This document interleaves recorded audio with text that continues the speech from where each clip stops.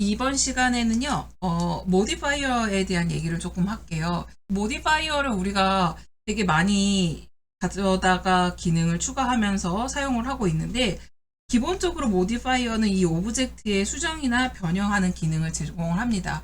근데 이 수정과 변형에 있어서 제일 중요한 거는 실질적으로 이 오브젝트 자체에 어떤 수정과 변형이 일어나지 않아요. 일어나지 않지만 어플라이를 했을 때 그때서야 이게 이제 저장이 되고 에디트 모드에 들어갔을 때 우리가 버텍스나 엣지나 이런 것들을 이용해서 편집이 가능한 거예요. 그러니까 결과적으로 얘기하면요. 모디파이어를 통해서 원본 오브젝트에 직접적인 영향을 주지 않고 가상으로 변형을 해서 그 결과를 확인할 수 있고 그 만족스러운 결과를 얻었을 때 어플라이를 통해서 완전한 적용을 적용시킬 수 있다. 근데 이 모디파이어 작업을 할 때 제일 중요한 거는요. 순서가 되게 중요해요. 어떤 순서로 작업을 했느냐? 그래서 그 순서가 어떻게 적용되느냐에 따라서 그 결과도 달라지기 때문에 그런 부분들 작업할 때 우선순위를 정해놓고 작업을 해야 된다라는 거. 그리고 모델링 작업에서 자주 사용되어 있는 모디파이어 중심으로 여러분들 학습하는 게 되게 중요한데요. 실제로 이 모디파이어 안에 들어가 보면은요, 저희가 수업 시간에 배웠던 것들 중에 빈도가 많은 애들이 있어요. 그리고 이제 예전에 뭐 이제 4.0 이하의 버전에서는 그냥 모디파이, 뭐 제너레이트, 데폼, 뭐 시뮬레이트 요런 정도로 구별이 되어 있었다면 지금은 4.0 넘어오면서 제너레이트의 기능들, 데폼의 기능들, 그다음에 노멀이나 피직스 이런 부분들 훨씬 더 이렇게 체계적으로 잘 구분이 되어 있습니다. 그래서 뭐 우리가 제너레이트 같은 경우는 뭐 그 버텍스나 그리고 뭐 엣지, 페이스 이런 것들을 생성하거나 수정할 때 주로 많이 써요.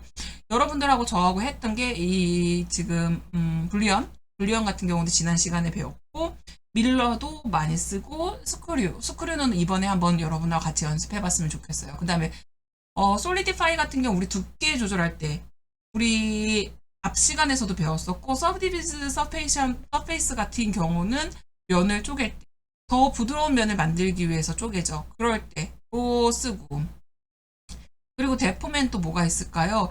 여기는 거의 이제 모형을 비틀거나 아니면 구부리거나 변형을 줄 때 많이 쓰는데요. 뭐 여기에 있는 것들도 요런 친구들 싱크랩 같은 경우는 이제 뭐 이렇게 감싸는 거, 오브젝트를 감싸는 거, 뭐 예를 들어서 식탁 위에 식탁포를 이렇게 덮는다? 뭐 그런 식으로 작업할 때, 그럴 때 많이 쓰여요.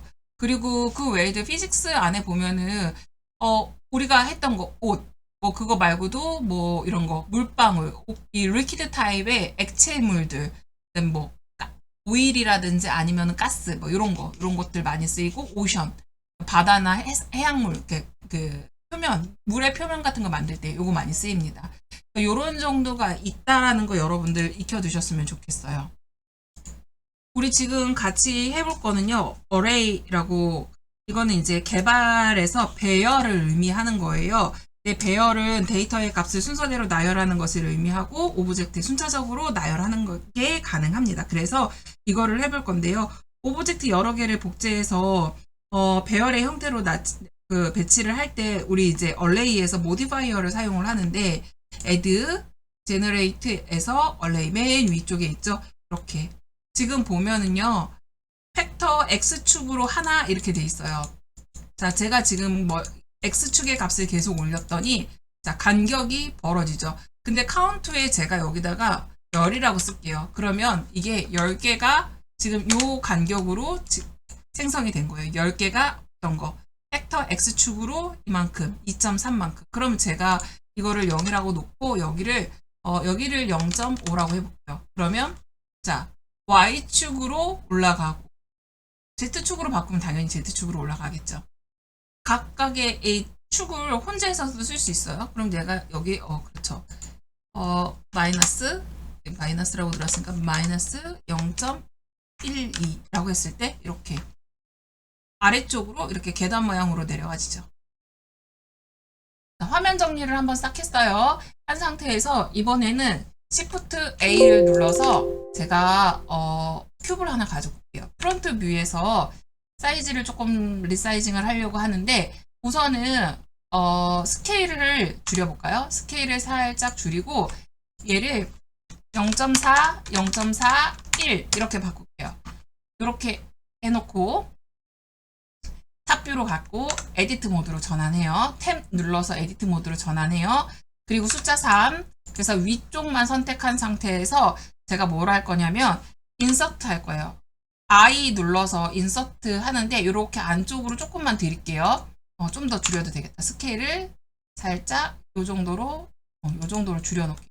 이렇게 놓은 상태에서 프론트 뷰를 보면서 익스트루드 위로 올리고 살짝 벌려요. 스케일을 아주 조금만 벌려요. 다시 익스트루드 위로 올리고 스케일 살짝 벌리고 다음엔 더 많이 벌릴게요. 익스트루드에서 스케일 살짝 벌려서 이렇게 봉오리처럼 펼쳐주고 익스트루드 살짝 더 벌리고 익스트루드 살짝 더 벌려요. 이렇게 벌려놓은 상태에서 다시 위로 올리고 그 다음에 다시 익스트루드 이제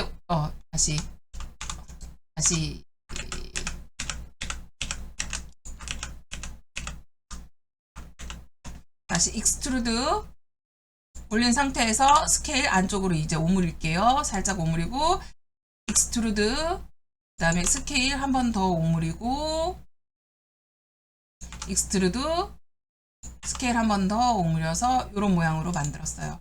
자, 얼추 여러분들이 아는 그런 모양인가요? 자, 이게 뭘 만들 것 제가 뭘 만든다고 얘기를 했던가요? 지금 울타리를 만들려고 해요. 그래서 울타리에 해당하는 부분 만들고 울타리는 연결하는 그 부위가 있잖아요. 제가 뭘 만든다고 얘기도 안 하고 만들었나 봐요. 자, 이 상태에서 루프 컷 할 거예요. 컨트롤 R 눌러서 위로 하나, 컨트롤 R 눌러서 하나 더 추가. 자, 그리고 컨트롤 R 눌러서 중간에도 하나, 다시 컨트롤 R 눌러서 간격이 요 정도 되죠? 이렇게 해서 하나. 그 다음에 이 상태에서 세로로도 잘라주세요. 세로로 이렇게 해서 지금 하나, 두 칸 정도 왔네요. 하나, 둘, 여기도 하나, 둘, 요 정도. 자, 이렇게 만들었어요. 자, 이 상태에서 F3, 아니, 그냥 숫자 3 눌러서 얘, 두 개 선택해요. 프론트 뷰로 가요. 자, 잘 못하겠으면 혹시라도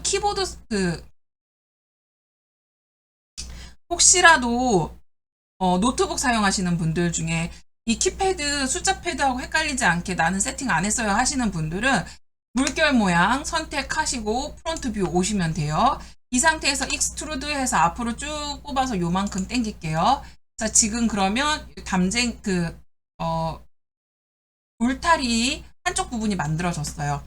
에디트 모드로 돌아가서 자, 요렇게 만들어 놓고 얘를 연속해서 이렇게 쭉 배열해서 나열하고 싶어요. 근데 뭐 Shift D 눌러서 복제해서 쓰는 것도 방법이에요. 이렇게 복제해서 갖다 쓰는 것도 방법이에요. 그런데 이렇게 만들어 놓으면 문제가 오브젝트의 수량이 계속 할당이 되면서 용량이 증가하는데 내가 얘를 100개를 만들면 여기는 100개가 쌓이는 거네?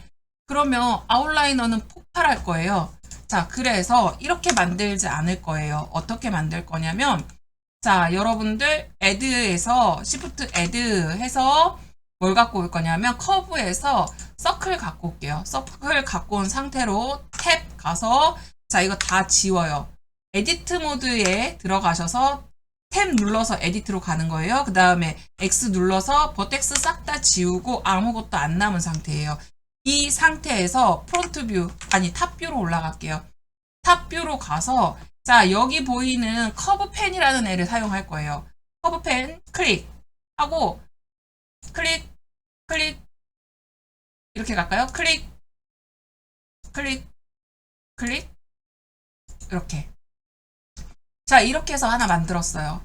이 커브를 만들어 놨는데 이 커브는 이제 뭘 할 거냐면 이 친구를 이 커브에 맞춰서 움직이게 할 거예요. 우리 지금 오브젝트 사이즈가 너무 커서 얘 스케일을 조금 줄여볼게요.